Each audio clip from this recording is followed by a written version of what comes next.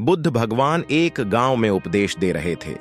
उन्होंने कहा कि हर किसी को धरती माता की तरह सहनशील तथा क्षमाशील होना चाहिए। क्रोध ऐसी आग है जिसमें क्रोध करने वाला दूसरों को जलाएगा तथा खुद भी जल जाएगा। सभा में सभी शांति से बुद्ध की वाणी सुन रहे थे, लेकिन वहां स्वभाव से ही अतिक्रोधी एक ऐसा व्यक्ति भी बैठा हुआ था जिसे ये सारी बातें बेतुकी लग रही थीं।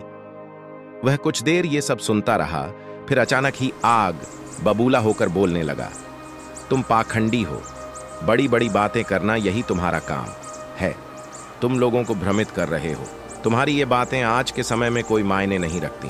ऐसे कई कटु वचनों सुनकर भी बुद्ध शांत रहे। अपनी बातों से ना तो वह दुखी हुए, ना ही कोई प्रतिक्रिया की। यह देखकर वह व्यक्ति और भी क्रोधित हो गया और उसने बुद्ध के मुंह पर थूक कर वहां से चला गया।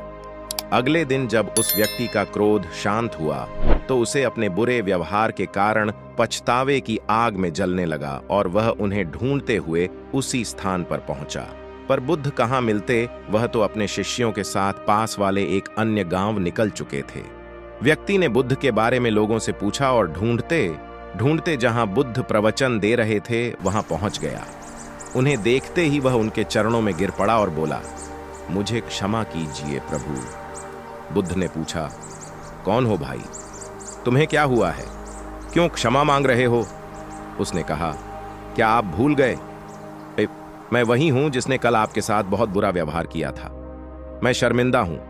मैं मेरे दुष्ट आचरण की क्षमा याचना करने आया हूं। भगवान बुद्ध ने प्रेमपूर्वक कहा, बीता हुआ कल तो मैं वहीं छोड़कर आया गया और तुम अभी भी वहीं अटके हुए हो। तुम्हें अपनी गलती का आभास हो गया, तुमने पश्चाताप कर लिया, तुम निर्मल हो चुके हो। अब तुम आज में प्रवेश करो। बुरी बातें तथा बुरी घटनाएं याद करते रहने से वर्तमान और भविष्य दोनों बिगड़ते जाते हैं।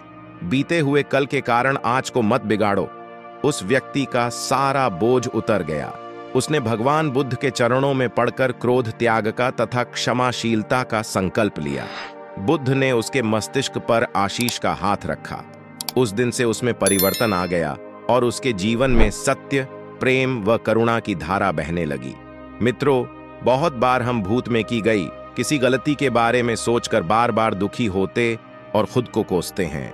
हमें ऐसा कभी नहीं करना चाहिए। गलती का बोध हो जाने पर हमें उसे कभी ना दोहराने का संकल्प लेना चाहिए और एक नई ऊर्जा के साथ वर्तमान को सुदृढ़ बनाना चाहिए। लाइक, शेयर और सब्सक्राइब करना ना भूलें। और अगर आपके पास कोई सुझाव है तो कमेंट बॉक्स में जरूर बताएं। नमो बुद्धाय।